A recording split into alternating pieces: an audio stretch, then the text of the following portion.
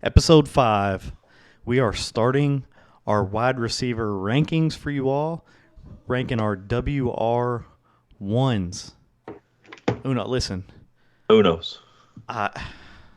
We're here for you. I've been sick all week. Listen to this voice. I don't have this sweet of a baritone unless it's coming off a week of sickness. But I got the research in for you. Listen, me and Beggs over there, we've been building a fence at my house. I'm wore out. I ain't meant for that manual labor. I think I sat in this chair to do this, and the exhale that came out of my mouth almost blew my monitor down. And I sat down, I flipped my light on, and this light right above me, the bulb was out, so I was like, all good, I'll turn that one on. Sat down. Camera quality sucked because I need this light. I walked to the garage, got the ladder, came in here, changed all my light bulbs, which took way more effort than I thought, and I did that all for you all wore out. Beggs, how you doing? Man, honestly, if I quit talking, I will fall asleep. So, Gone. How you doing, brother? I'm good, man. We're at the weekend. We're getting these wide receiver rankings in, so I'm ready. Man, Goni slept till 4:30 p.m. today. Of course he's rested. Good. Night shift scab, man. We sleep during the day. Hey, can I bring something up really quick? Yeah, man. How epic is this Tommy Pham suspension? For those of you that don't know who Tommy Pham is, he is a outfielder for the Cincinnati Reds. Ooh. Who just got suspended 3 games and fined for slapping Jock Peterson, an outfielder for the San Francisco Giants, before their game earlier this week. Did y'all hear about that? I heard about it, but I didn't read the article. I saw that it was about their fantasy football league. It was about fantasy football. Tell me that's not comedy. It was an issue apparently, and I just very vaguely, there was an issue where Tommy Pham had moved somebody to the IR that wasn't hurt to pick up a free agent or something like that. Jock Peterson called him out. Tommy Pham got mad because he said, Jock did it last week. So, disrespectful things were said, quote, and he said, don't play with my money. But how much do you think an MLB player pays for their fantasy buy-in? Bro, I'm going to say $1,000. I was gonna say probably at least. I mean, they're ballers, dude. I'm figuring at least $10,000, right? Something like that. I wouldn't say 100. And this man is okay. He had to know he was gonna go slap a man, go slap another player. He had to know a fine and suspension was coming, and he was okay with it. So no telling how much money that man lost over that fantasy argument. Question. Who snitched? It was caught on camera by a reporter. There's a video of it. The dudes. So it happened on the third base bullpen-ish side, and the video came all the way down from the first base bullpen-ish side. Oh, it was after a game. No, it was before a game. Tommy Pham made it a point. He went out there, and he said, and apparently Jock was like, yeah, he came over there and said, remember last year? And then slapped him, boy. That man held resentment all year over this stuff. This is the kind of heat we want y'all bring into your fantasy leagues. Man. Put hands on commissioners if they ain't doing things right. I got so many questions, bro. Like, have you seen Jock Peterson lately? He eats a whole lot of oatmeal cream pies. Dude, I'm thrilled that you brought that up. I swear I didn't get him to, because I looked it up. Jock Peterson is 6'1", 220. Tommy Pham is 6'1", 223. No, bro. Have you seen his cheeks? Which ones? The ones on his face or the one down there? He's got jowls, bro. Looks like a bulldog. Hey, they were in the same weight class. Tommy Pham wasn't picking on a lightweight. All right, I just had to get y'all's opinion on that. That was the incredible news I got today. Man, dude. All right, consensus rankings are wide receiver ones. I didn't think that we were gonna already have a different opinion on the first one. I thought it was going to be like Cooper Kupp, boom, let's move on. But Goni and I have him at 1, and Begley has him at 2. I mean, Goni, why? I didn't think it needed explaining. Why is he at 1 for you, man? Mad Mob, if you picked Cooper Kupp last year, you picked the best player in fantasy football, period. He outscored Josh Allen, the quarterback 1. He outscored Jonathan Taylor, the running back 1. He outscored Davonte Adams, the wide receiver 2, by 95 points. He was on his way to breaking Calvin Johnson's receiving record. He just missed it by 18 yards. The man got a whole lot of targets. He had 191 on the year. He finished with 16 touchdowns, averaged 26 points a game. He was just phenomenal all the way around, and he was just amazing, really. Yeah, shout out Matt Stafford for that, by the way. Man, so is Cooper Kupp the best Caucasian receiver ever? He might have put up the best season ever. Who do you have above? We have a Julian Edelman homer. I mean, Wes Welker. If you can't go Julian Edelman, yeah, Wes Welker. If we're talking about that being Patriots. Okay. So if Cooper Kupp does say 40% of what he did last year, is he now the best Caucasian receiver ever? Probably not yet. I'd like to see it for a few years. Wow, you're asking a whole lot. Welker's holding that pedestal up there, huh? Wow. Wesley Welker, huh? He had multiple years of sustained success. Let's play a game, Mad Mob. Pick out the Patriots homer.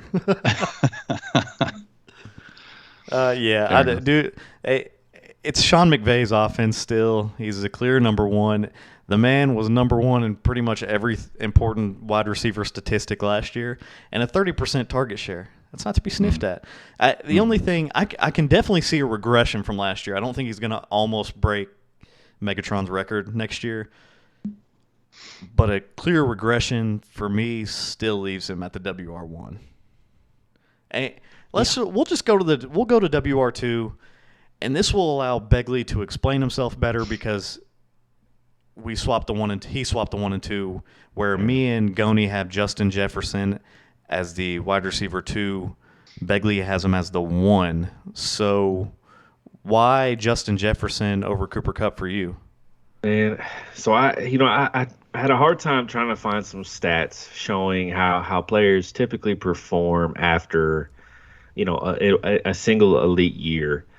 I actually did find a stat on league MVPs. Now, obviously, that's quarterbacks and running backs only, but league MVPs generally have a loss in production around 35% on average the year following their MVP season. So I just apply that same logic to Cooper Kupp.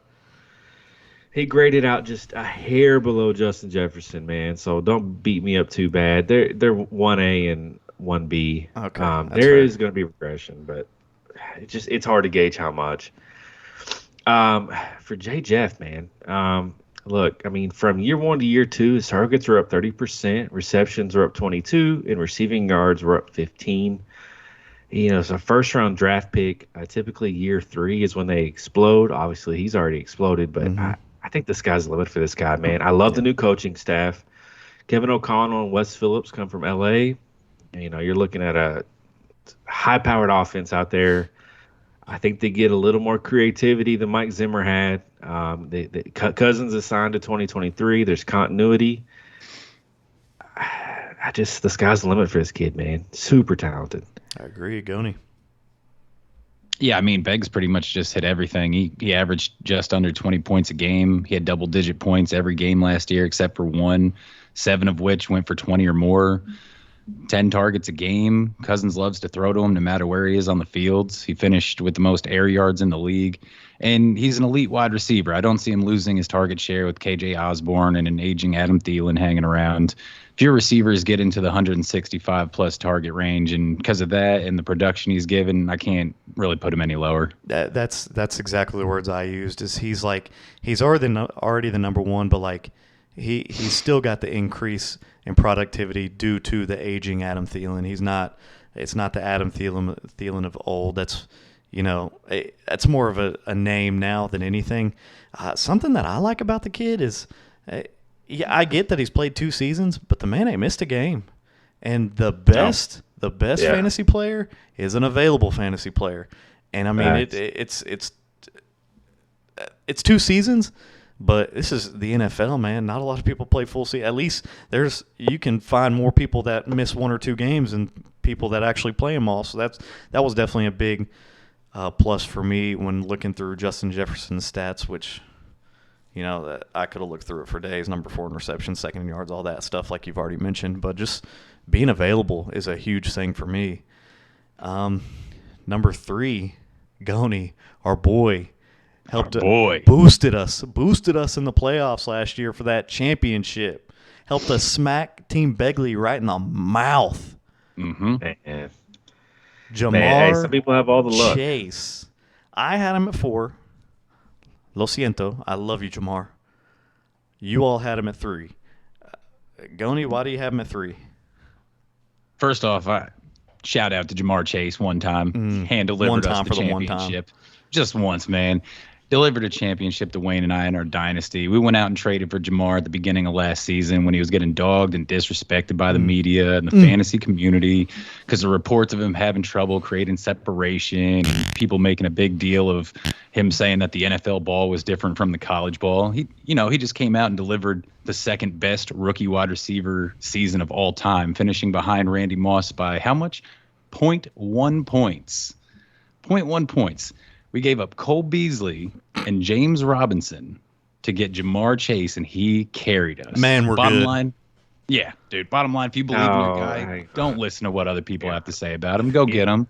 This man is now almost untouchable in Dynasty, and it'll take a king's ransom to get him. King's ransom. You picked King's on the ransom. League's taco, and we're gonna take credit for that. Hey, man, Cole Beasley was coming off a career year. He finished as the wide receiver 27, and James Robinson took the fantasy world by surprise and finished as the RB7. The guy believed in him. We sent him away, and we believed in Jamar Chase, bro. It's easy to say now. It's easy to say now because we saw what he did, but at the time, you have to believe in the guy to go and get him. On to the stats, though. On to the stats. The man finished with 81 receptions on 128 targets for 1,455 yards, 4th best in the league, 13 touchdowns. He broke Justin Jefferson's rookie record.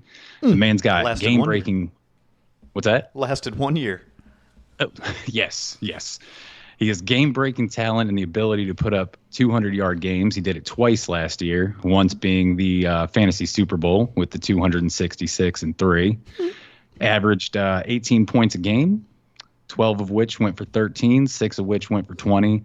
Had an equal target share with T. Higgins at 23%. So, I mean, that's either going to – I think he's going to go up, really. I think he's going to get to the about 25% range. The man – I mean, he's just great. The guy's phenomenal. Joe Burrow's going to favor him over Higgins this year. Target share goes up. Offensive line's going to be better. And that's why he's the wide receiver 2. Yeah, man, he's a unique guy because, takes a lot of downfield shots, right? I mean, he's a downfield player. I think last year he ranked number 3 in the league in deep targets, but he doesn't get a lot of separation. I mean, this guy uses his athleticism to catch the ball over defenders, man, and Joe Burrow gives him every chance to do that. I think this guy's just a stud. Wayne? First off, do we need to take a time out for you to blow your nose, man? Are you all right? Hey, man, it's allergy season, and I've been out all day slaving on your fence, bro. Yeah, I appreciate you for that. Go ahead and just sniff as much as you need. I have to say, I mean, some of this mucus running in my mouth is because of you. So, dang snacks. Well, don't take it out on the mad mob, man. Jamar Chase, like you all said. I mean, you mentioned the target share. Hey. I love going last in these arguments because you all can say the numbers and I can just try and throw out a little tidbit, a little skewed bit of information that we can just sprinkle on top of our argument and move on. And here's a little cherry on top I got for Jamar Chase. He had 12 red zone targets last year, which is not a outstanding number at all.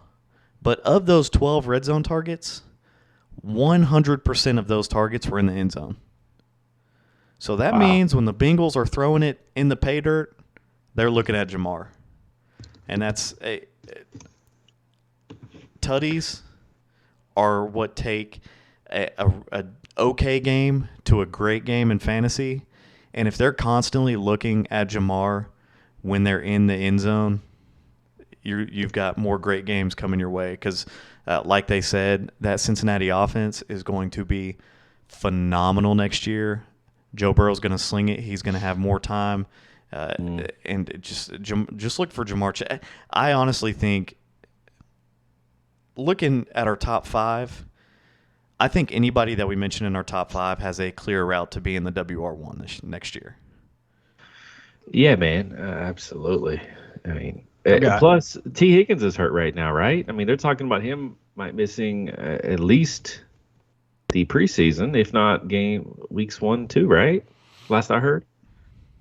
Maybe we have a long way till the beginning of the season, so we're not really sure on that. It could happen. That that only boosts his production a little bit more, his target share.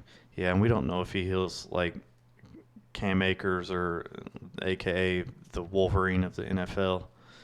So just I mean, I don't want to bank on injuries too much. I just think that he will command such a heavy target share next year. Yeah, and that's just due to their offense. I mean, you got to respect Joe Mixon. You got to respect T. Higgins. You got to respect Tyler Boyd. I mean, not as much Tyler Boyd, but Tyler Boyd's still he's a great WR3. Good. Yeah. Mm-hmm. So it's not like Jamar Chase is going to be absolutely loaded up with defenders. I mean, you got to respect everybody on that offense, and I think that helps them a bunch. So number 4, consensus number 4, is Davonte Adams. I have him highest at 3. Goni has him lowest at 5, and Begley hit it right in the middle at 4. Goni, why you got him at 5, man? He's on a new team, dude. He's got Derek Carr. He's going from Hall of Famer Aaron Rodgers. I've referred to him about 100 times on one of the previous podcasts. Discount double check. He'll now be going to the best Carr brother to ever play in the NFL. Derek, can you feel the excitement? I know Beggs can. Carr for MVP. There's not really a whole lot you can say about him. You know what he brings to the table. He's been one of the best wide receivers in the league for years. Give this man 150 targets, and he's going to be top 5. Yeah, I mean, for me, it's so difficult to talk about somebody that's switching teams. Like I've loved this offseason. It's had a lot of shakeups, but it makes ranking receivers more difficult because you just don't know how it's going to play out for him. So I mean, he was obviously top 5 in receptions, yards, and touchdowns last year, but you don't know how it's going to go because Hunter Renfro's great, right? Yeah. Darren Waller's great. Got a lot of competition. Josh Jacobs is solid. Like he's got more competition than he had, but he's got a worse quarterback. But it's Davonte Adams. You know what I'm saying? Like you don't go out and get some of the best hands in the NFL to not absolutely use the crap out of them. The only stat I can go off is if you're looking at his true catch rating, which is a stat I looked up. True catch rating divides your total receptions by your total catchable balls. And he was in the upper echelon of the league with 91.1%. So his hands are still the man's got hands. And Derek Carr is one of the – what did he – I wish I would have looked this stat up because now that I'm talking about it, I thought about it. But he ranked very high in downfield passing last year. Derek Carr did? I know he was 2 overall in accuracy rating. Which was kind of caught me off guard. Yeah, so he's not going. He's going from Hall of Famer Aaron Rodgers, discount double check Rodgers to Derek Carr. I get it. It's a downgrade, but it's not like he's going to Carson Wentz. I mean, he's going to Derek Carr, who's solid and who's absolutely going to feed him the ball. So that's why I have him at 3. He ain't dropping nothing. No, man. With the Raiders, this actually surprised me. They threw the ball 7th most times in the NFL last year as a team. I don't know why I had this impression that they were kind of a run first, play action type of team, but they really weren't. They got Josh McDaniels this year from the Patriots. In his last head coaching stint with Denver, they threw the ball 620 times, which would have been good for 6th in the NFL this year. So I expect the Raiders to air the ball out. You got Derek Carr, accurate quarterback. I think Davonte is just what they need this year. You got Davonte also. As long as Devontae's healthy and he plays in at least 14 games, he's a lock for double-digit touchdowns. He's only missed double-digit touchdowns in his rookie season, so I look for him to be a good return on your investment. Do you think Hall of Famer Aaron Rodgers had anything to do with those? I won't make him answer that. We'll move on. Well, I actually got a question. Is Davonte Adams a Hall of Famer, boys? Yeah. Yeah, 100%. Yeah, 100%. absolutely. Okay. Wow. So it's a no doubter for you. Yeah. Yeah, he's phenomenal. He's been phenomenal for years and years. Wow. Okay. That deserve a Owen Wilson right there. Do you think that he's not? I, I thought that was just he's going to a. get I an think he's a okay, not cusp. a wow. I think he's a cusp guy. I don't know that he's a lock, but maybe I've got too high of a standard for my Hall of Famers. I mean, he's had what 3 elite years out of what 7 or 8? I mean, I need a little He's more got a consistency. 1. He's got a number 1, number 2, number 3 finish, a 14, a 10. So, he's put up a lot of good years, and his All right. touchdowns look like 11, 18, 5, 13, 10, 12. Okay. Like I said, anytime he plays over 14 games in a season, the man is a lock for double-digit touchdowns. So you're telling me if he retires today, you're putting the gold jacket on that man?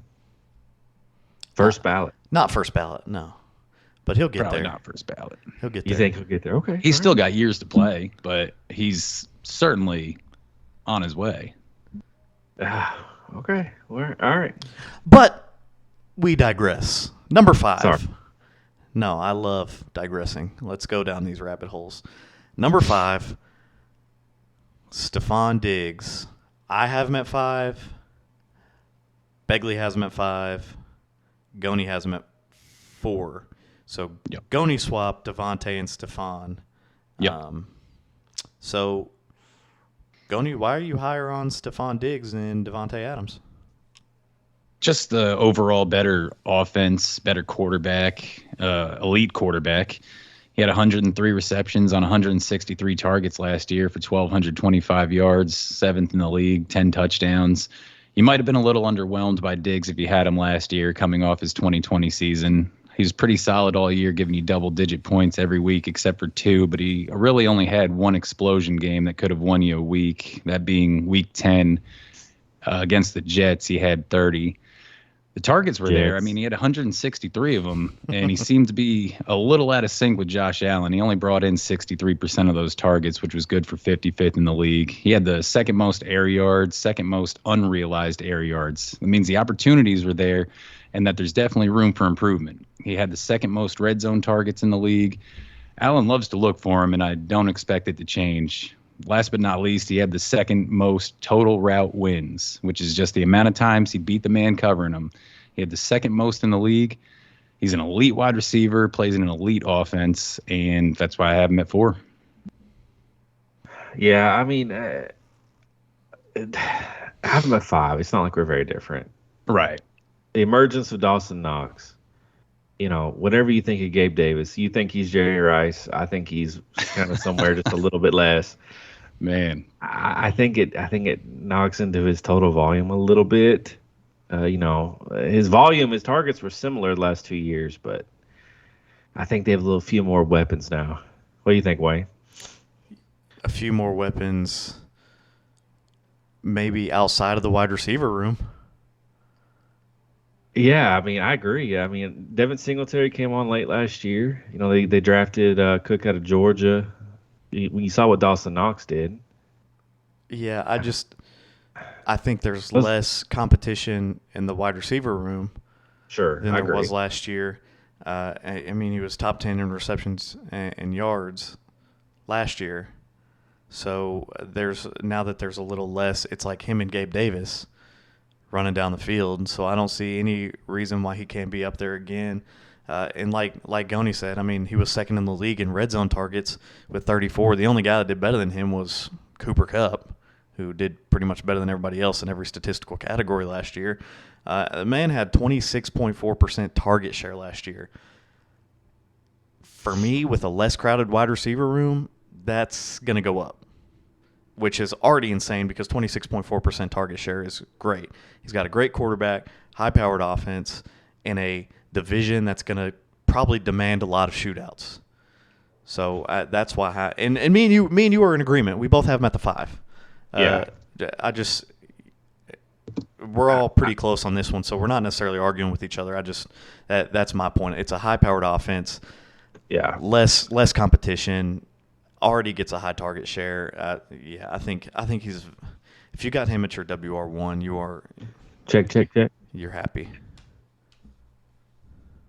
Yeah, I only have him over Davonte Adams, just because of the comfort of those targets coming from Josh Allen as opposed to Derek Carr. That's literally it. Yeah, that's fair. Hall of Famer Aaron Rodgers. All right. This next one kind of surprised me. I didn't really expect him to have him this high. But then I got your all's rankings in. And again, Mad Mob, I don't know where Goni or Begley are ranking their guys until like an hour before the podcast so we can get the consensus. We don't want to be swayed by any professional rankings, website rankings, or each other's. So this is what really surprised me. But we all have CeeDee Lamb very close and pretty high. We have him as the consensus 6. I have him at 7. Goni and Beggs have him at 6. I mean, let's just state the obvious here. CeeDee Lamb is now the number 1 in Dallas. Amari Cooper off to greener pastures, about the same pastures. Maybe. Hang on. I'm getting there. Pastures might be a little brown. Huh?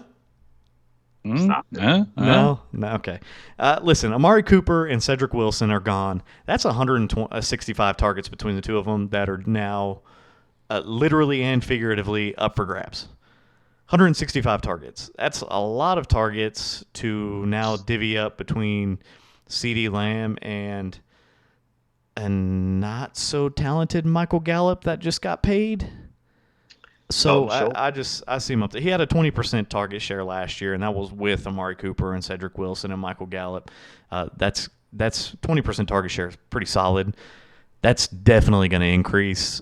I don't see any feasible way that he's not a top 10 fantasy wide receiver for you this year. Do you, Goni? No. CD was an overall disappointment, though, last year for where you drafted him. We were kind of expecting a breakout season, and it just didn't happen. He finished as the wide receiver 19. He got you, 1,100 yards, 6 touchdowns, averaged about 15 points a game. So when it really comes down to it, though, you got to look at his volume. In the games that he saw 7 or more targets, which was 9 of them, he averaged 19 points a game. In games that he saw less than 7 targets, he averaged 8.7 a game. I think that 20% target share, like you said, absolutely goes up, probably falling somewhere in the 140 to 150 target range this year. I still think the Cowboys have one of the top offenses in the league. They're still going to throw the ball a lot, and they have the weakest strength of schedule in the league. So CD gets his increased volume, and I think we see the breakout this year. Homer? Well, if you look at the numbers, CeeDee Lamb technically increased, right? I mean, he got better from his rookie season to his sophomore year. He didn't take the league leap. He dropped a lot of passes. I think he ranked 6th in the NFL in drop passes. He's a real yards after the catch guy, but Dallas just couldn't find ways to get him the ball in space enough to really make him effective. There was a knock on Dallas kind of in the offseason. We didn't run the ball enough. Now, I mentioned it before. I think Dallas runs the ball a little more this year. We rely on our run defense, but make no mistake about it, he's the alpha. Kellen Moore has got to figure out ways to move him around the formation. Move him into the slot. I think that's where he's most effective. I think that's why re-signing Gallup is so important. And they signed Tolbert, the second-round kid. He's going to start out wide as well. I expect big things from CD, man. He's got to catch the ball. We had to be more creative in getting him the ball. Yeah. The other thing about CeeDee Lamb, and I got to throw it in here, not super involved in the red zone, man. I mean, 5 touchdowns rookie year, 6 last year. We got to find ways to get the ball inside the 20. Yeah, Zeke, man. Zeke and Amari last year. Oh, man. I know. I mean, Kellen Moore likes to throw the ball, man. I mean, 6th best in the league last year, I think, in total pass attempts. And we threw the ball in the red zone a lot. That again, 165 targets up for grabs next year. I know. That's a lot of targets. And like you said, too, he's a pass-heavy offense. I don't see him coming down on the overall passing just because he's losing Amari Cooper. And I think in Jerry Jones and the coaching's eyes, is CeeDee Lamb is just as good, if not better, than Amari Cooper. So I think he's going to fill in that 100-plus target role, plus get a few extra sprinkled on. I don't see – I think 130 targets is completely in the realm of possibility for him next year. Anybody with one functioning cornea can tell that he's more talented than Amari Cooper in terms of his explosiveness with the ball in his hands, especially. He's the future. Yep. Yeah. The future of the Dallas Cowboys. Number 7, Mike Evans. I made the mistake with Leonard Fournette. I was like, I'm not going to rank Leonard Fournette high. I don't want to jinx it. And then I just went to bed feeling bad about myself. Like, Leonard Fournette is a Buccaneer. I need to not rank people just like I don't want to rank people better because they're a Buccaneer. They don't deserve to be ranked worse for that same reason, and I won't do it. Mike Evans, I have the highest at 6. Goney's got him the lowest at 9. Begley's got him in the middle at 8. Listen, fellas, that man is a walking, talking 1,000-yard receiver. He's done it every single year of his career, through Jameis Winston, through Fitzmagic, to Tom Brady. That man gets 1,000 yards receiving. Somehow, if I were lining up under center, that man would get 1,000 yards receiving, and I don't know how it would happen. Listen, he had a career high in touchdowns last year. And like we mentioned in the quarterback rankings, we all believe Tom Brady is going to go pretty nuts next year. Yep. To the tune of a lot of Mike Evans passes. Mike Evans had 44 contested passes last year, which was pretty far up there. So Tom Brady he sees defenders on Mike Evans, and he trusts Mike Evans to go up and get that ball, and most of the time he does. I love Mike Evans chalk him up for another 1,000-yard season. He kind of gets a bad rap for injuries, but he's actually played 16 games the past 2 years, which that's a full season 2 years ago, and only missing 1 game last year. So yeah, he's not breaking down. Wayne, let me pose a question to you. 14 touchdowns last year, most of his career. Mm-hmm. With Gronk not being in Tampa at this time, do you think he can get to 20 touchdowns? Is there a chance? 20 touchdowns is a tall ask. I don't know about 20 touchdowns, but what I do know is he only had 19 red zone targets last year. He had 14 touchdowns on 19 red zone targets. Obviously, all of his touchdowns didn't come from the red zone, but if he's starting to be targeted more in the red zone, which he isn't currently, I don't see any way that he couldn't just easily duplicate 14 touchdowns again, or possibly get to 15, 16, 20. It's hard for me to say anybody's going to get 20. I don't know if Cooper Kupp or Justin Jefferson or Jamar Chase are going to get 20. I mean, that's a guaranteed tutty a game with a few 2 tutties sprinkled in. I feel uncomfortable saying anybody's going to do that, honestly. Goni? Yeah, I mean, that would be a big ask to ask for 20 touchdowns. You guys have pretty much touched on everything. The man just gets it done. He's never finished worse than wide receiver 2 status his entire career. He's finished as a wide receiver 1 4 times in his 8 years playing. His worst finish was the wide receiver 22 back in 2015. And with Tom Brady throwing the ball, you can take another wide receiver 1 season to the bank. Give me an offense that throws the ball more than anyone else. He's a lock for 1,000 yards and double-digit touchdowns. There's plenty of targets to go around, 700 targets to be exact, probably a little more, 5,000 yards, 40 touchdowns going around in that offense from the greatest quarterback of all time. That's an offense that I want pieces of, boys. Yeah. Goni, let me pose a question to you, man, as the Patriots homer. Is he the second best receiver Tom Brady ever played with besides Randy Moss? Yeah. Easy, right? That's easy call. Yeah, absolutely. I mean, I had to think back on it, but absolutely. Yeah. Mike Evans is the best receiver in Buccaneers history. We've had a long and Prolific. Storied history. A lot of incredible names and incredible players, and it's just been an incredible franchise just from the 1977 inception until now. Just nothing but incredible, start to finish. Chalk with talent. If you take out about 40 years. All right, so for number 8, had a little bit of controversy on this one. We have Keenan Allen at 8. I have him at 9.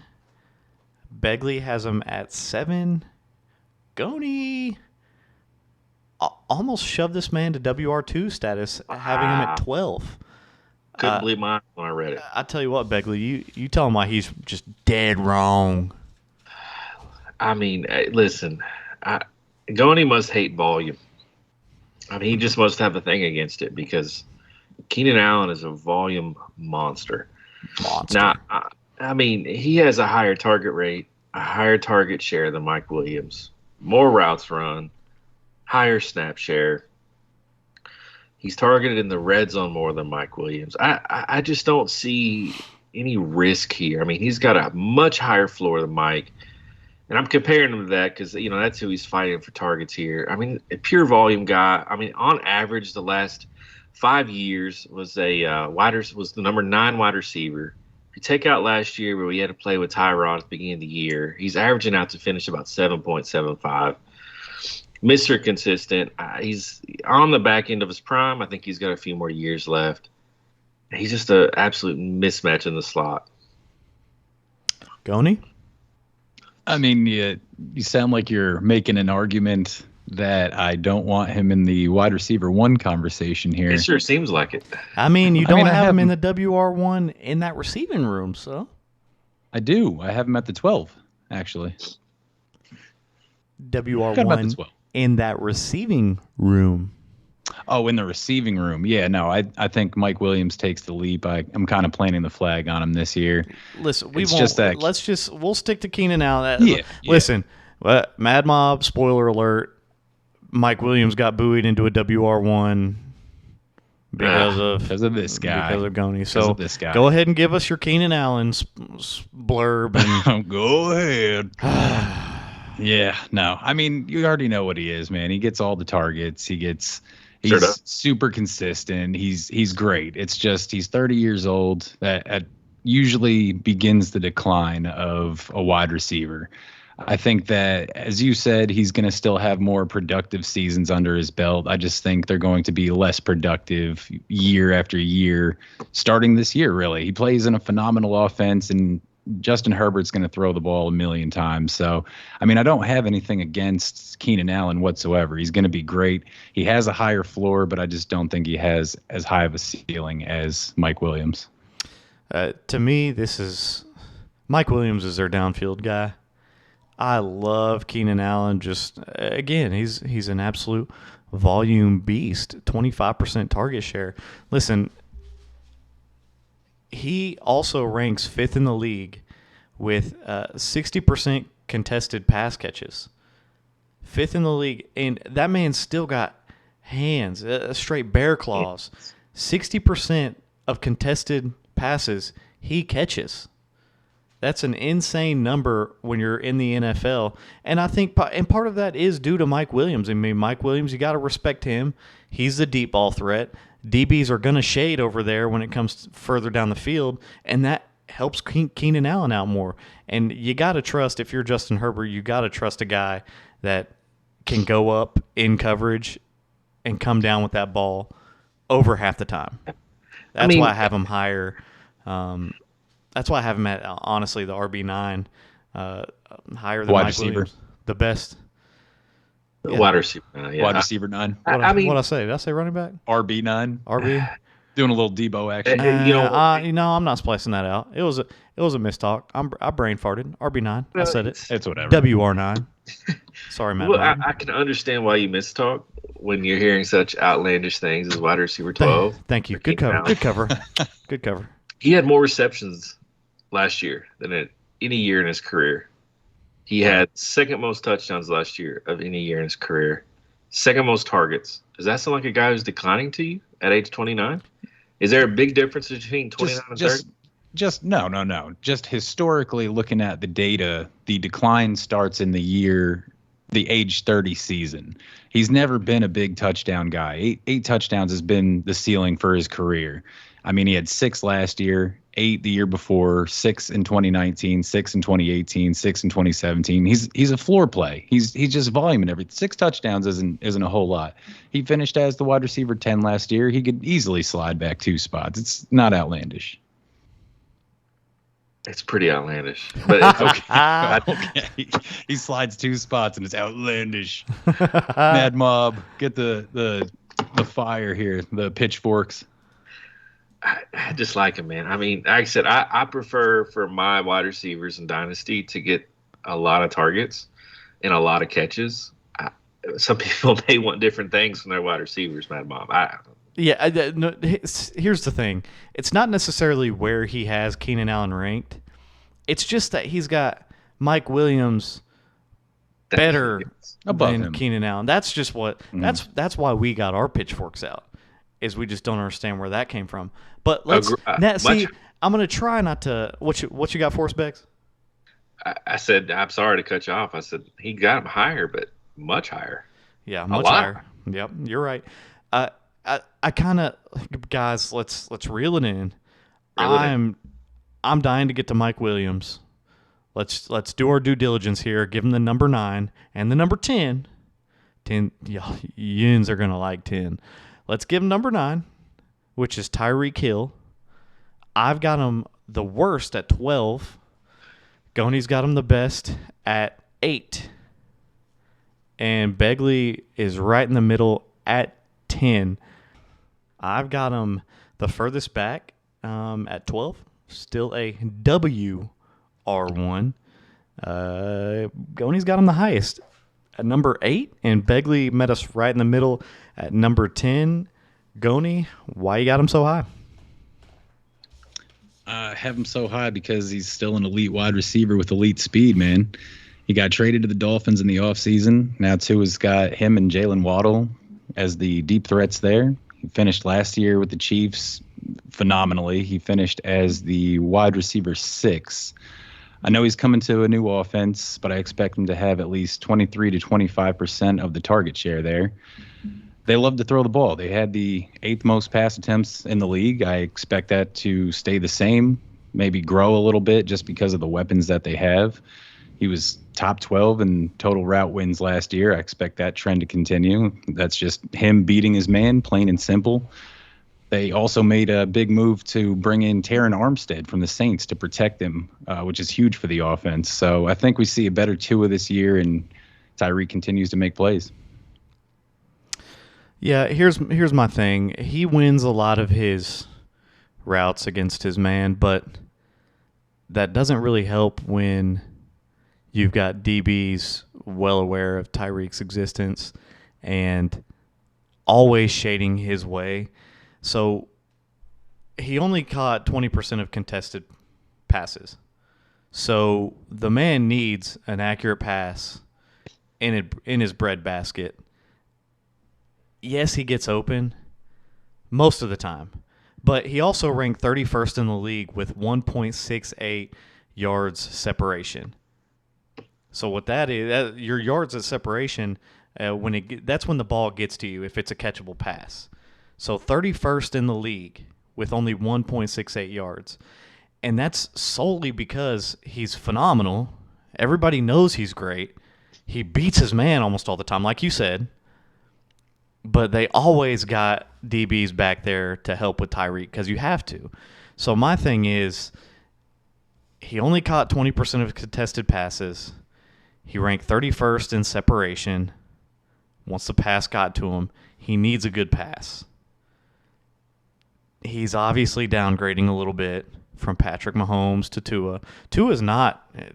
Tua, for some reason, got a bad rap. He's not terrible, but he's not Patrick Mahomes.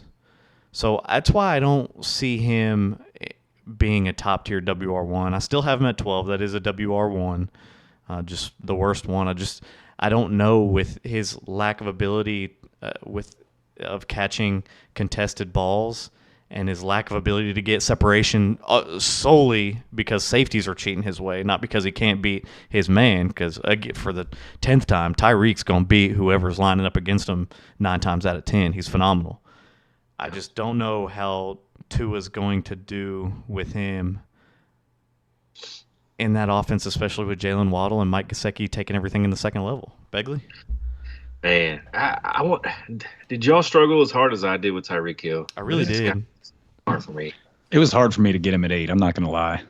Yeah, I mean, is that a little before, or is that a little higher or lower than where you have Gabe Davis? It's a little higher. Barely. Look, so, I went back in 2017. I looked up his stats with Alex Smith, and he had 1,100 yards, 7 touchdowns. It's wide receiver 2, back end wide receiver 1 production. So he can get it done outside of Pat Mahomes. Mm-hmm. I pulled up some kind of deeper stats because I really tried to understand what's going to happen here. So Tua ranked 30th in the league in deep ball attempts with just a hair over 2 per game. But Miami threw the ball. They were a top 10 throwing offense last year in terms of raw passing attempts. He was 30th in air yards. So what that means is, Waddle and Gesicki really worked underneath last year. I think Waddle had 10 deep targets all year, which was good for like 61st. Interestingly enough, though, Tua ranked 2nd in the league against zone defense. Had an 80% completion percentage against zone, which is insane. 127.3 passer rating. And an 8.5 accuracy rating, which was 3rd in the league. He tears up zone defenses, which makes sense, right? Because that's what he saw at Alabama. Teams in college that want to play Alabama man-to-man, they get roasted. Tyreek and Jalen Waddle killed man defense. So I think there is a path for Tyreek Hill here to continue what he's been doing with Mahomes. I also think there's a chance that, he could be trash and just kind of fall out of fantasy relevant. What's trash for Tyreek Hill, though? I see trash for Tyreek Hill as a back-end wide receiver, too. So if you draft Tyreek Hill, you're starting him even if he absolutely hits his floor. He's a start every week player for you. He is, man. In a draft, I'm taking Tyreek when I'm at that spot in the draft where I'm like, I can't let him get past me where I'm at. You know what I mean? Does that make sense? Yeah, you got to get the value for him. Yes, exactly. Okay. Don't you agree with that? That's fair. Yeah, I mean, does the Taryn Armstead signing do anything for you boys, though? I mean, I feel like that's kind of it's important. Taryn Armstead's really good. Yeah, but also they went out and got like 37 other running backs. So yeah, but they don't matter. They matter. Well, they matter. No, they really don't, dude. They matter. They matter a little bit. Here's why they matter a little. They matter because they brought in like the 49ers coaching staff, right? Like almost top to bottom, man. It matters. I mean, they're going to try to establish more of a run game. Whichever running back is on the roster hits, right? Whether it's Mostert or Edmonds or Gaskin, I mean, they're going to run the ball more, sets up more play action shots, right? But what does that mean necessarily? You're talking about a team that was 8th in the league in pass attempts last year, being in the top 10 for pass attempts, and they were middle of the pack. They were 18th in passing yards, so that can come up. Being the top 10 passing team, there's value to be had. And I think the deep shots come because you have to guard either Tyreek or Waddle when they're going deep. I don't think you can get them both. Well, I know, but Waddle really doesn't run deep, man. 10 deep targets last year. They just didn't unleash him deep. He was a volume play all day. I agree with you 100%, bro. For sure, that could be. His average route distance was only like 6 yards. He's fast too. Yeah, he's a burner. Mm-hmm. I totally agree with you, man. Miami's just an interesting fantasy case this year, period. Yeah, I agree. That's a beautiful statement. Tyreek, that's why I had him all the way as at 12. The worst WR1 is the door is there to be kicked in to blast him up into the top 5. Yep. 6. My top 5 I'm pretty solid in. To that 6-ish area. Mm-hmm. But man, he could drop to back in WR2 so fast on the Dolphins. I was glad we didn't have a doink, man, because I didn't want to be in the middle, have to choose a side on this one. No. I mean, I wouldn't want one on it. It's a mystery box. I'm higher on the upside than either of you guys, and I mean, I agree with what you're saying on it 100%. He could be absolutely terrible in this offense. It could just not work out. But we'll see how it goes, right? To give you something clear to go off of with this ranking, Mad Mob, don't reach for him. Make sure you get the value for him, and you'll be happy with what you get. Just do not reach for Tyreek Hill. Just get him where his value is good. Yep. All right, 10. This is a good one. Me and Beggs cracking knuckles, boy. We've been chomping at the bit to get it Gobbernot here. We need some rock music right now, man. Debo Samuel. I was about to start singing, but I'll spare y'all. Debo Samuel at 10. I've got him at 8. Begley has him at 9. Goney, that man ain't a WR1 in Goney's eyes. He's ranked 13. I see Begley. I want to absolutely jump him right now and just like mute him and just talk and then let you talk and then just have him like around the horn style, just hitting the mute button, not letting him talk, just absolutely verbally just beat the crap out of this man. And yeah, just move on to number 11 where we want to jump you some more. And that's all I want to do with this, but I won't do it. So do we let him state his case first?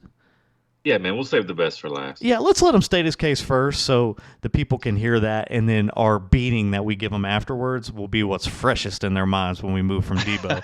Goney, why you got that man ranked at 13? It has absolutely nothing to do with his talent. I'm sure everyone in the fantasy community has their feelings about him one way or another. You're either going to believe in him and see him for what he was last year, or you're going to probably fade him a little bit more. I'm more on the fade side.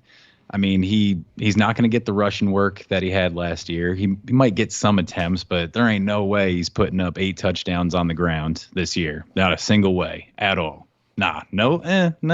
He's shrugging his shoulders at me and everything, and it's not going to happen. He hated the way that he was used last year in the running game.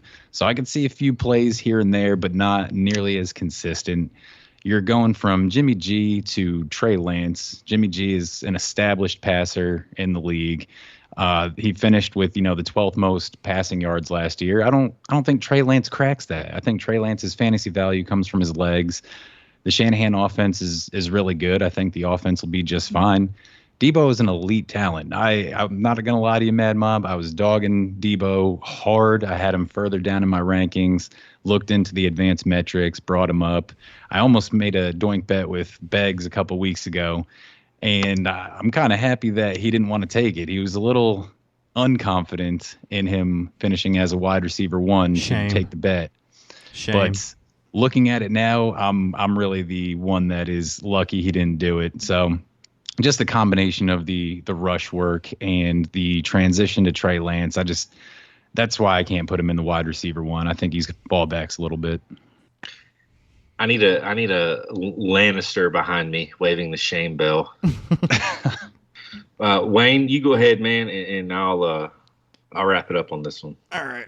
Listen, Debo, his rushing work's going to come down. I agree with you, but when you look at what he did receiving with over 1,400 yards on only 77 receptions, he got 6 touchdowns. The man got a passing touchdown last year. A passing touchdown.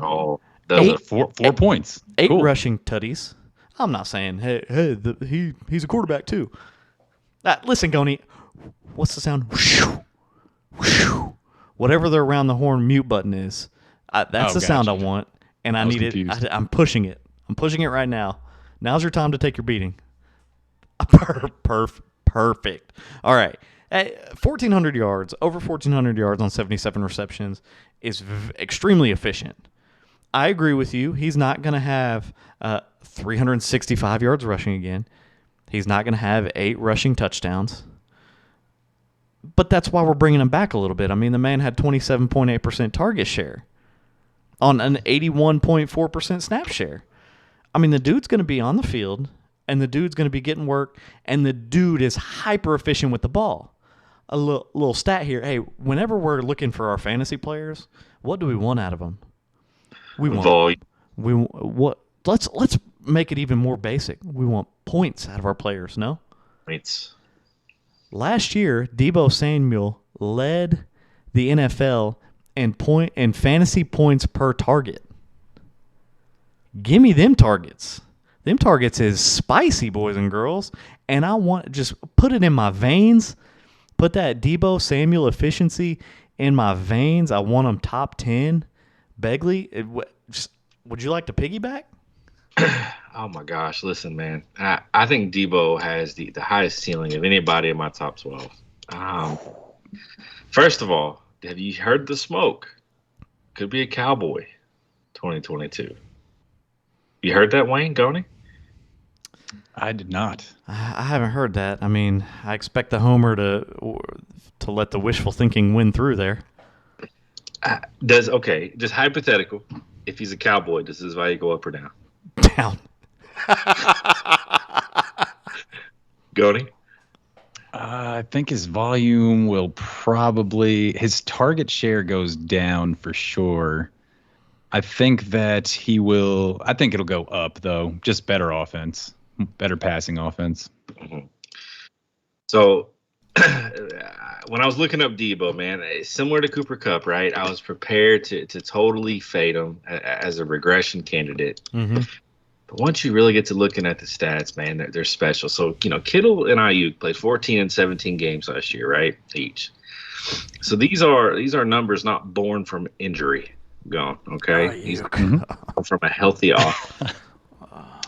My two favorite Debo stats. If you took away all of his rushing work, which was only 60 carries, Goney, by the way, 60 carries, and I know he's asking for less rushing, 60 carries.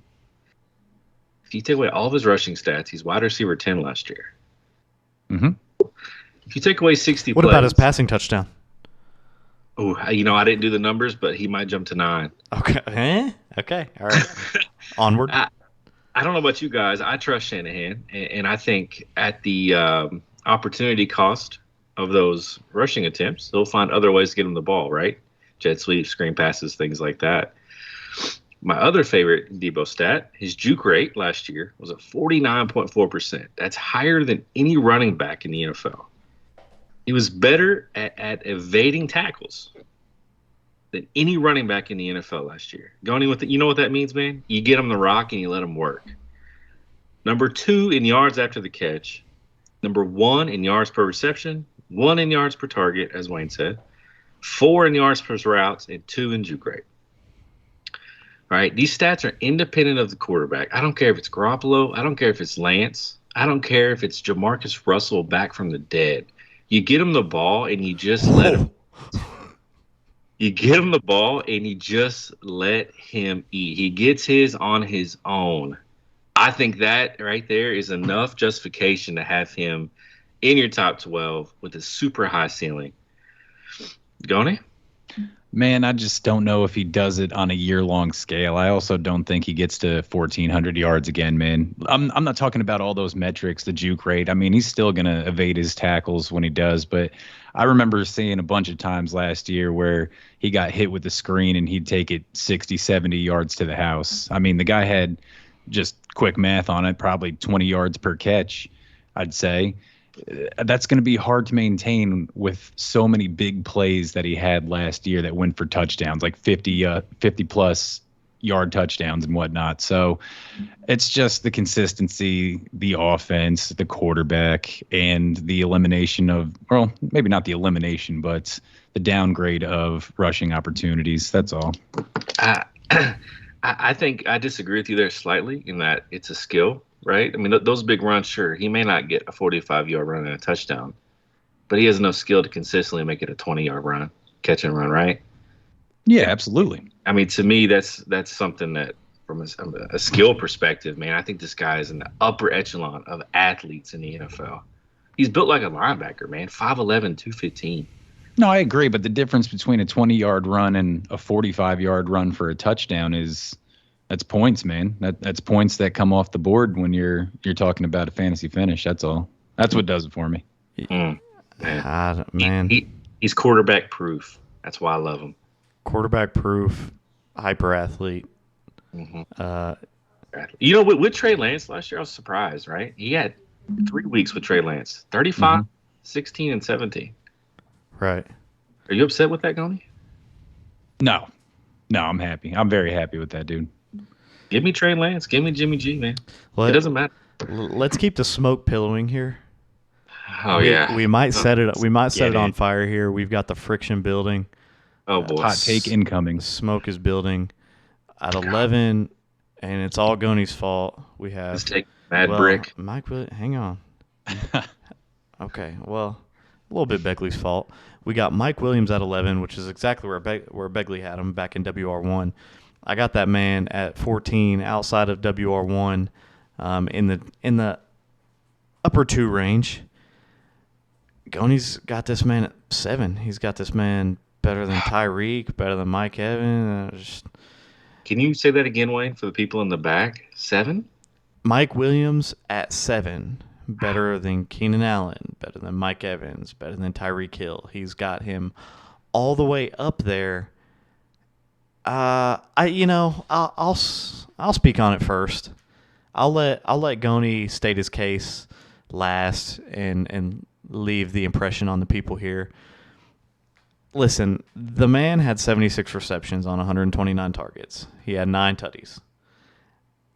23 red zone targets. It's respectable. The thing that's getting me with him is he's not the volume guy like Keenan Allen is. He's 4th in yards per reception among receivers with over 100 targets. Pretty solid. He's their deep ball guy. He just signed a contract. This man just got paid. $60 million over 3 years, $40 million guaranteed. That man just got paid as the deep ball threat. Do you think he's going to be like, thanks for my money. I earned it. I got it. It's in the bank. 40 million of it. Appreciate you. Hey, do you mind if I start moving into the linebacker area of the field when you throw me the ball? No. That man's not going to do anything to change his role as the number 2. He's going to keep going up against the number 2 cornerback. He's going to keep flying out past them big old linebackers. He ain't worried about them anymore. He's okay not changing his role. He is the backup quarterback in Blue Mountain State, and he is okay with it, and he just got paid, and he's not going to do anything to make his role anything other than what it's been for years and years now. Begley? Man, I had him at 11. To me, it was a static case, right? I mean, he finished 12 last year. I don't think much changes with the Chargers. I think they have a little bit better year, actually. So I moved him up a spot. I don't have any great metrics here. I didn't like it. I felt a little dirty having him there at 11. I don't know why. I'm a lot closer to you on this one, Wayne, than I am to Goni. I agree with you, man. This guy's, I don't want to say he's a one-trick pony, man, but in his first 4 years in the league, he was awful. Awful. I mean, unplayable almost from a fantasy perspective. Had one big year. Does this continue? I don't know, man. Goni, I'll let you take it over. Oh, you're good. You're good. I know I'm planting the flag. I'm getting all the hate for it right now. He signed that contract. That contract gave him top 8 money in the league. He right now makes more money than Cooper Kupp does. They're going to give him a featured role in the offense by paying him this money. I know you guys are thinking that he's just a deep ball threat. That's just, he put his work in there. He needs more targets. He had 130 last year. So it's not just like, they're just chucking it up a whole bunch of times and then 1 or 2 of them land and then let's call it a fantasy day on it. He needs more targets. When you target him, good things are going to happen. Every game last year that he was targeted at least 9 times, which is 6 of them, he averaged 24.8 points a game. For some reason, after his hot start, he was only targeted an average of 6.7 times a game through weeks 6 to 17. So pretty much the whole rest of the season. But he put up games like 22, 33, 36, and the ones that he was. He beats his guys. He finished 5th in the league in total route wins. He finished 8th in the league in red zone targets. He finished 12th in deep targets, and he had a 21% target share. So I'm kind of looking for him to eat. I don't want to say necessarily eat into Keenan Allen's, like Keenan Allen is going to go hungry now, but I expect it to be a closer target share, maybe 23% apiece. Keenan Allen had 25% last year. He had 21% last year. They can both be 23. Maybe Mike Williams gets a little more. Like I said, I'm planting the flag on him. I think he's phenomenal. He got paid to be phenomenal, and he's in a great offense. There's going to be 650 passes to go around. Who's to say that he can't do it in this offense? He's just go ahead. No, you go ahead. You go ahead. It just, why wasn't he phenomenal his first 4 years in the league gone? I mean, he also was with an aging Phillip Rivers and not a young, budding Justin Herbert. I mean, Phillip Rivers is a Hall of Famer, man. Phillip Rivers is a Hall of Famer, but at the same time, Keenan Allen 5 years ago was in his absolute prime. He was 25, 26 years old, 27, as it goes on. Phillip Rivers, I don't think, touched 5,000 yards before. I'd probably have to fact check that, but I don't think he did. And Keenan Allen was the favorite. Keenan Allen was the absolute favorite there. I just look for him to, I feel like he took the leap last year, but I expect him to build upon that even. Keenan Allen, as I said in the Keenan Allen take that we had before, another thing, man, him being 30 years old, I think this is the beginning of the decline in production also. He's in a great offense, so of course he's gonna eat. I'm not saying by any means Keenan Allen falls off. Please do not take it that way. I just think Mike Williams it's Mike Williams' year. Goni is one of the most knowledgeable fantasy football people I've ever met, and he's given me a lot of hot takes that have come to fruition. So I don't like to rake him over the coals over more hot takes. This is just one of those ones where it's just so far opposite of what I believe to be true, in that he's got Mike Williams above Keenan Allen. I've got Keenan Allen above him. He's got Mike Williams, middle of the pack as a WR1, and I have Mike Williams outside, not even a WR1. So, I don't like to sit here and discredit everything. If I were you, I'm not thrilled with him as my WR1 at all. But if he's starting for your team outside of that WR1 slot, in my opinion, you're doing good. Your team is solid so far, because if he's not your WR1, if you're asking me, then you still got these guys that are on our list. And if you're asking Goni, you got a stud up there at WR1. So you're not hating yourself if he's on your team at any capacity, honestly. Wayne, that's a good point, man. I feel like I've been going head to head with Gob today, man. And Gob's that dude, right? He's that fantasy dude. He's just wrong about a lot of things in this episode. But he deserves all the flack he's getting, 100%. It's just planting the flag. Well, here's the thing. I know it's a hot take. Hey, here's the thing, Mad Mob. We're raking him over the coals over these past few. Listen, ranks 1 through 7, we were, it just feels like that because 8, 10, and 11, we've been on opposite ends of the spectrum with them, 8, 10, and 11. So like the past 15 minutes, it felt like that. What pick of his would you say you disagree with the most? Debo being outside of wide receiver 1, or Mike Williams being 7? Probably Mike Williams. Mike Williams being 7. In my opinion, that's way too high for him. It's definitely a hot take. Like I said, I'm planting the flag. His ADP right now, man, is the 509. They're saying he's the wide receiver 28 right now on Sleeper. I know we have plenty of time before the season rolls around, but it's a Goni guarantee right now. Coining the phrase right now, a Goni guarantee that man finishes better than the wide receiver 28 at the end of the season. Oh, you're really going out on a limb there. A Goni guarantee. I'm not saying that. I'm saying that he's going to finish in the top 12. That's fine. But for his ADP, where it's at right now at the 509, he is an absolute target. A Goni guarantee to me is like, you ever go to like a gift shop in a random store, and like you put like 50 cents and a penny in, and it like squishes the penny out with a design, and then it gives you your penny back. Like, yeah, that's still a penny, but you're not really paying. You're not paying anybody with that penny. That's a Goni guarantee to me. So, yeah. Michael Pitt, yeah. Forget your word. That's what I just said. Michael Pittman. I was complimenting him too much, and whenever I compliment Goni too much, I got to reel myself Probably back. felt weird. Verbally slap him in the face a few times. Bring the status quo back. Now here we are, our last WR1. I don't think we got any smoke, hot fire for you on this one. We were all pretty close.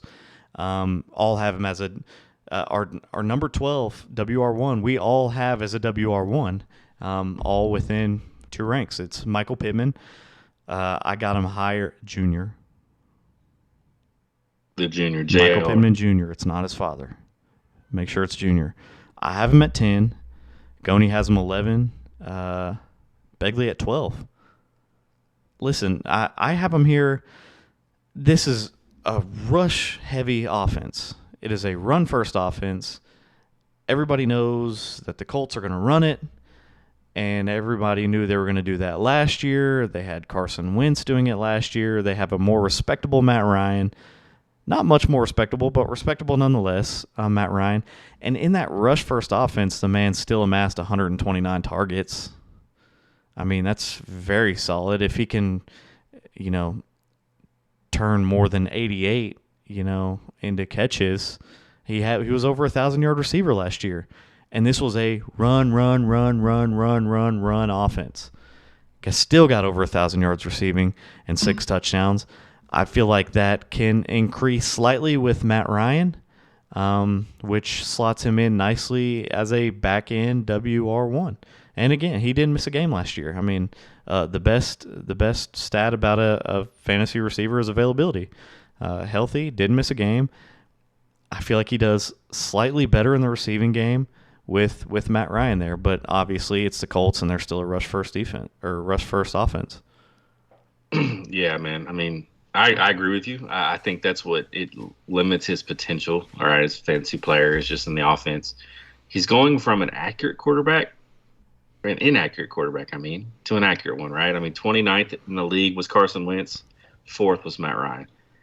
That matters. Michael Pittman doesn't come off the field, man. I mean, he's in, I think it was 90% of the snaps or something similar to that. His advanced metrics are very solid. Big target. And I'm not comparing him to Julio or Calvin Ridley. But Matt Ryan, when he has an X receiver like Roddy White, Julio, and Calvin Ridley, he throws on the ball a lot. I expect that from him. I've got him at 12 because it's still a run-first offense, no matter how much Frank Reich wants to say it's not, or it's going to change.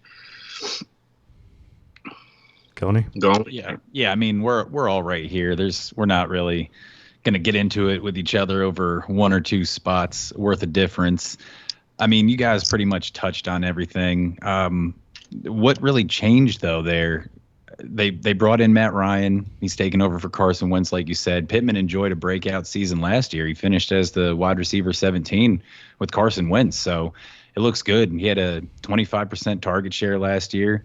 And this year he's fighting with guys like Paris Campbell, Kiki Kati, and Ashton Doolin. Are any of those guys taking targets from this man? Man, I love that country twang that got on Ashton Doolin. Ashton Doolin. I mean, you got to say it like that. Ashton Doolin. It kind of forces you. I mean, he had the 3rd most total route wins in the league last year, and he had the 4th best win rate among wide receivers. I like him to finish as a wide receiver 1. Yeah, by far. All right, so those are our 12. Those are our WR1s. A quick recap before we get into questions, Q&As. All right, starting at number 1, we've got Cooper Kupp, Justin Jefferson, Jamar Chase, Davonte Adams, Stephon Diggs, CeeDee Lamb, Mike Evans, Keenan Allen, Tyreek Hill, Deebo Samuel, Mike Williams, and Michael Pittman. Those are your WR1's consensus from the Mad Fantasy Podcast. Boys, let's do some questions. We've got 2 from Facebook. Goni's our Facebook man. And we have 2 from Reddit, from Begley, our Reddit guy. We will tackle the 2 Facebook ones first. It looks like we got 2 from the same guy. Is that right, Goni? G.I. Jim? That is correct. We gave him 2. G.I. Jim getting the old double whammy. First one, will David Bell be a WR3 this year?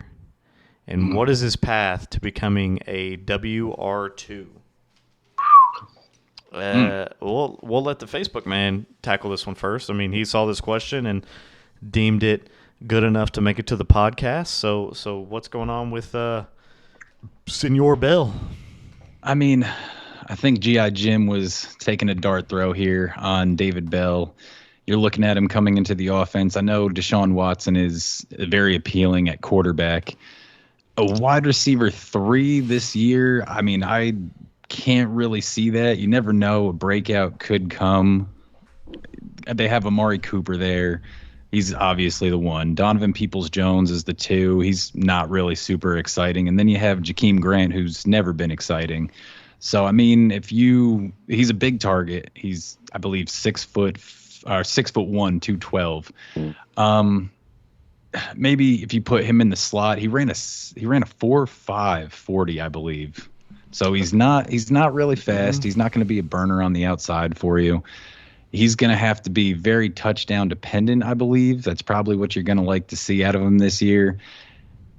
And it's just hard for me to put him at a wide receiver 3, even in the offense. Deshaun's going to miss 6 games probably with a suspension anyways. He's going to miss sometime. They haven't come out and said it yet, but I don't see it in the cards for a wide receiver 3. His path to becoming a wide receiver 2 in the future is he ends up blowing up and Amari Cooper is done and out of there probably, and he becomes the featured wide receiver. Yeah, man. His athletics, especially his combine measurements, they're not elite. I don't think this guy's an elite athlete. I actually had seen something that compared him just athletically and play style to Anquan Bolden, which I think is actually a pretty good comparison. I don't think wide receiver 3 is in the cards, man. I think this guy's a stash.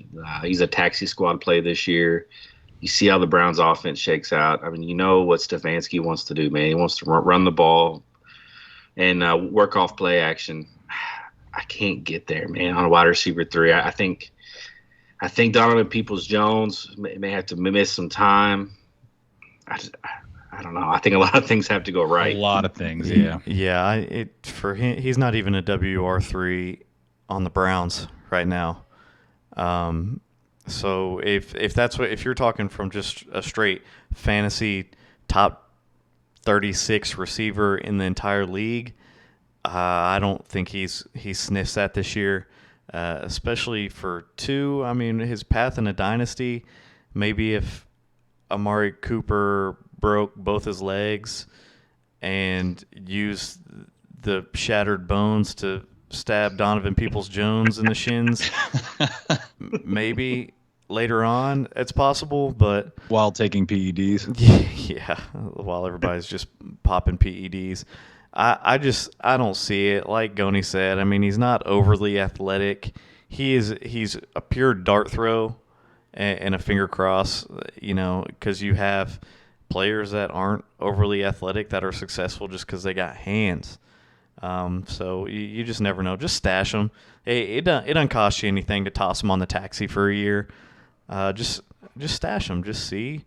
But right now, when it comes time to drop that bench player to move taxi squad players over, I don't see him sliding into your bench. Honestly, it's just I don't see a lot of upside to David Bell personally. But let's get to your next question. Might have some better news for you here, G.I. Jim. I think we do.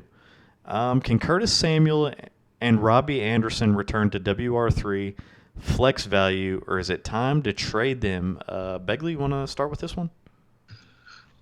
Yeah, I'm going to start with Curtis Samuel. I'm not a big fan of Curtis Samuel. I actually had him in a league and tried to offload him and couldn't.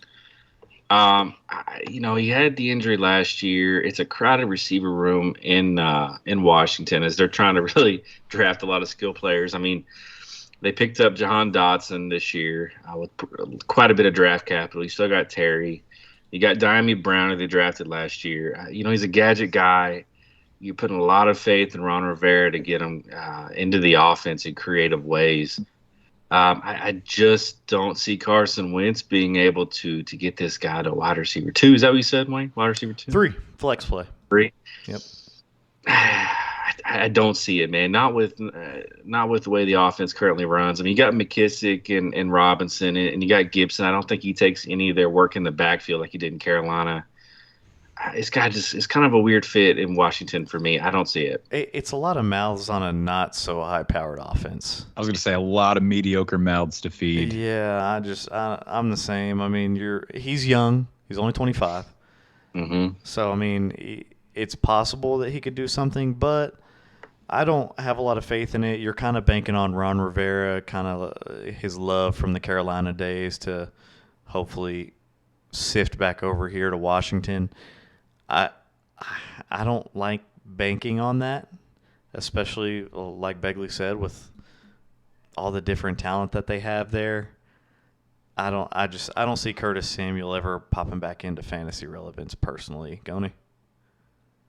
I mean, on these personally, Curtis Samuel and Robbie Anderson both are going to they'd be holds for me. I mean, if you were trying to trade them, you're not going to get anything. You're going to get below market value.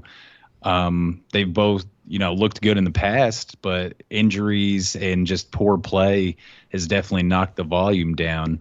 I could see Robbie Anderson returning to the wide receiver or flex value in the future. He finished as the wide receiver 19 just 2 years ago on 136 targets. He's still going to be the number 2 on the team for the Panthers. And really, and it's probably going to be weird to say this, as long as CMC stays healthy, that entire offense just runs better. It just runs better completely. Sam Darnold plays so much better.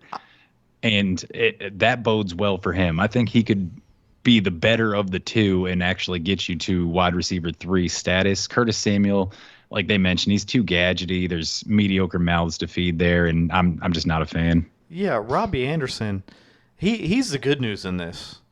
He definitely has the ability to get back to a flex play. Don't sell him. Like, if you just want to get rid of him, you're not going to get your money's worth with him this year. The man got 110 targets last year. The issue is he only caught 53 of them. Yeah. If he can figure out a way to maybe, I don't know, catch more than 50% of the balls thrown his way, which is pretty standard for an NFL wide receiver, then his value is going to go up drastically. 110 targets. And like Goni said, when CMC's on that field, everybody's better. And the same goes for Roby Anderson. It's 110 targets is not to be sniffed at.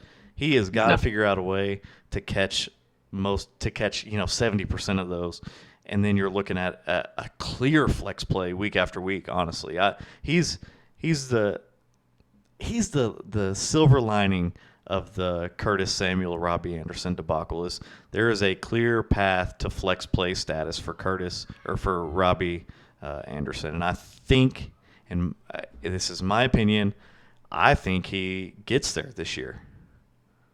Yeah, I think it's important to know that they brought Cam Newton from the local YMCA to play NFL quarterback last year. Ouch. That definitely has to contribute toward the completion percentage, right? But he signed a 2-year, $30 million contract, man. And I agree with what Goni said earlier. You don't pay somebody that kind of money and not get them involved. Wide receiver 3, stamp it. Yeah. Just hold him right now and wait for the value to increase. Hold the door. Hold the door. Yeah. So, G.I. Jim, you're looking good with Robbie Anderson this year. Curtis Samuel, not so much, but hang on to him. All right. On to Reddit. We have a question from Apollo Kid. It's a trade question. Zeke and a 23 second for A.J. Dillon. God, that's tough, man. And a 23 second. I think when you answer these questions, and I wish we had more information, but if you're going all in on winning a championship this year, right, you do it. But you do it? I'm on the other end of that. Yeah. a vacuum, though. But let me say this: in a vacuum, okay, not knowing any information like we have here, I'm taking AJ Dillon. Yeah. But I think if you're pushing for a championship this year, and you're getting out of the league, you're not paying your dues next year, done with it. Give me Zeke this year. I think he's got one more year left in the tank. Okay, yeah, there you go. He can win a championship, but in a vacuum, AJ Dillon, and it's not really that close for me. Yeah, I mean, I'm in a vacuum as well. I'd probably take AJ Dillon on that. If you're a top four team, I'm going to hang on to Zeke and my pick, and I'm going to try and compete for that championship. That's why we play the game. You want the championship. If you are any worse than the top four teams, I'm going to go ahead and get the younger running back and the potential workhorse in the next couple of years, and I'll be fine with that. I'll be very happy. Yeah, there's nothing I can say that they haven't already said. A.J. Dillon's your long-term play in a dynasty. Keeping Zeke in that 23 second is you're in win-now mode. Because Zeke's value after this year, I think Zeke does very well this year. After this year, his value's dropping. I think A.J. Dillon does okay this year, but after this year, I think his value increases. It's as simple as that. If you're winning now, don't do that trade. If you're rebuilding, snag A.J. Dillon. All right. Our next question is from SDS Boy. He is in a 12-team PPR Superflex. 12-team PPR Superflex to trade. Team A gets Jamar Chase, Justin Fields, and a 2024 first-rounder. All right, Jamar Chase, Justin Fields, 2024 first-rounder. B gets Josh Allen and Courtland Sutton. Beggs, who are you? A, Jamar Chase, Justin Fields, 24 first-rounder. B, Josh Allen, Courtland Sutton. I'm taking the Josh Allen side.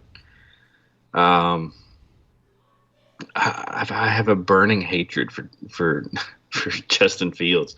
I don't know why. For some reason, I caught a lot of Bears games last year, and I saw how pathetic he was with my own eyes, and I can't get over that. Josh Allen, you said a super flex. You're talking about the best player in the league here. I think Jamar Chase and Fields are probably there in terms of equal value. I like Courtland Sutton a lot, though, man. I think he's got some really nice potential with Russ in town. I don't know that I would trade him for a 2024 first, to be quite honest with you. It's a little too far out. I'm taking the Allen side. It's close, man. It's close. It's really close for me. Coney? I wish I knew the overall roster construction of the guy that's trying to make this trade, SDS Boy. In a vacuum, though, Superflex, PPR, I'm going to have to go with Josh Allen and Courtland Sutton also. Just having the best quarterback in the league in a Superflex is very appealing. You know what Josh Allen's going to get for you. I'm very high on Courtland Sutton this year. I think he's going to be the best wide receiver on his team. And Russell Wilson can support two top 15 wide receivers regardless of how you have him and Judy mixed up.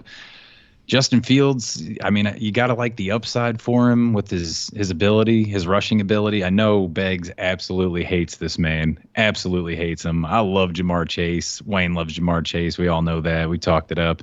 It's just in a super flex, having that quarterback and a wide receiver with the upside that I believe Courtland Sutton's going to have, I'm going to go with that side. Yeah, I'm with you. It's a super flex. It's a super flex that's getting me. Like, if it was just a regular, then I'm sticking with Jamar Chase. Josh Allen and Courtland Sutton aren't a king's ransom for me. But this is a super flex. Quarterbacks are hard to come by. And when you have the best one that can fall into your lap, on top of that, a top 20 receiver next year. And this is whether you're rebuilding or not. I mean, I think you win this either way. Team B does. Wait, Team A is receiving Josh Allen. You're getting the best quarterback, which, again, is immensely important in a super flex. And Cortland Sutton, Melvin Gordon's not going to be there next year. Javonte Williams is going to take on the primary role.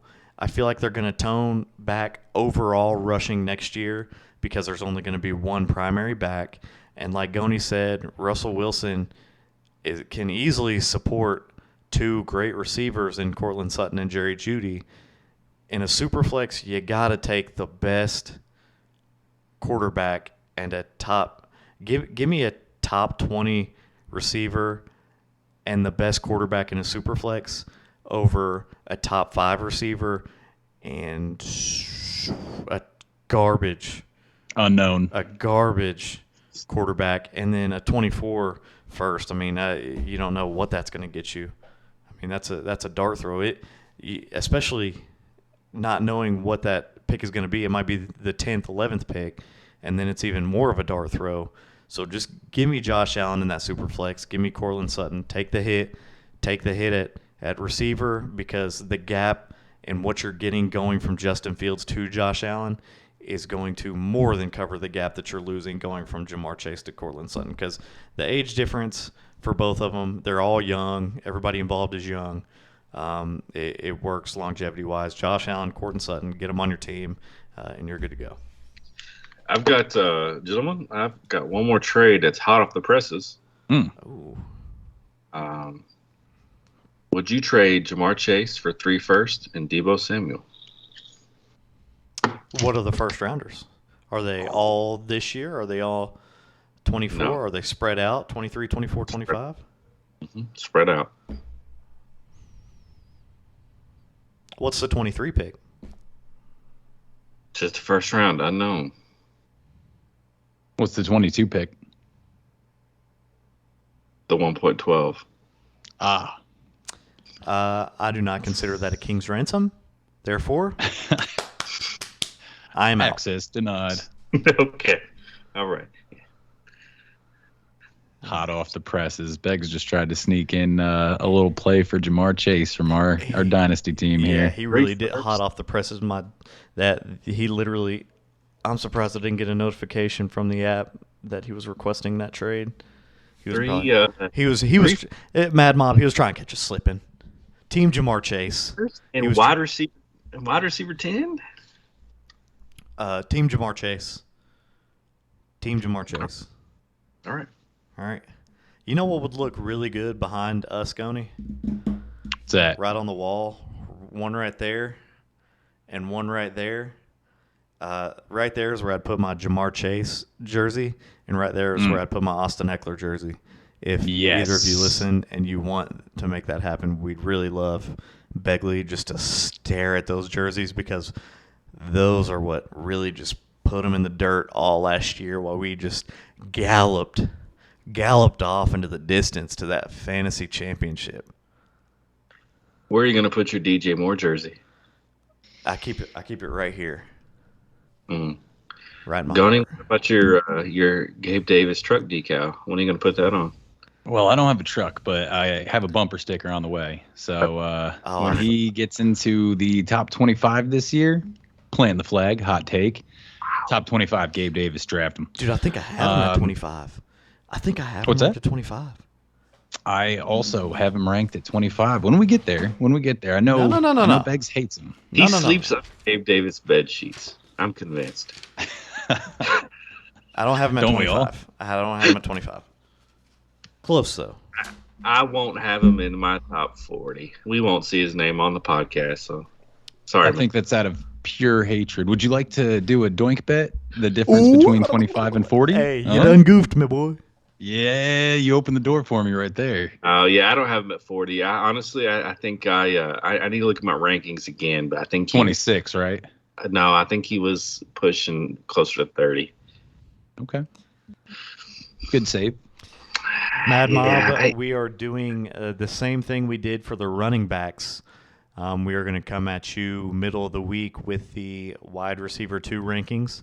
Going to hit you with 2 bike-to-bike. Applause, bike-to-bike. Wednesday is what we're going to shoot for that one. And you know what we're it's in the works. we were thinking about tossing another little 30, 40-minute episode at y'all a week where we just take all these questions from Facebook and Reddit and all that. There's a lot of them, and it's one of our favorite things to do. I look forward to answering these questions. So we think we might just toss in just a little Salt Bay, another episode during the weeks at some point. Make it a normal thing to do some Q&As episodes, like just solely Q&As. What do y'all think about that? I love it, man. Shout out to scenarios. Shout out to G.I. Jim, man. Thanks for the love, man. We're happy to help answer your request. Yeah, we appreciate it, all you guys. Yep, it's awesome. Twitter at MadFF Podcast. DM us your questions, tweet it at us. YouTube, Mad Fantasy Football Podcast. Leave a comment. Questions there. Email us your questions, madffpodcast@gmail.com. We are on every major streaming service. We are on Apple, Samsung, Spotify. We're everywhere. We are everywhere. Find us. Mad Mob, we're out, boys. Later, boys. Nice.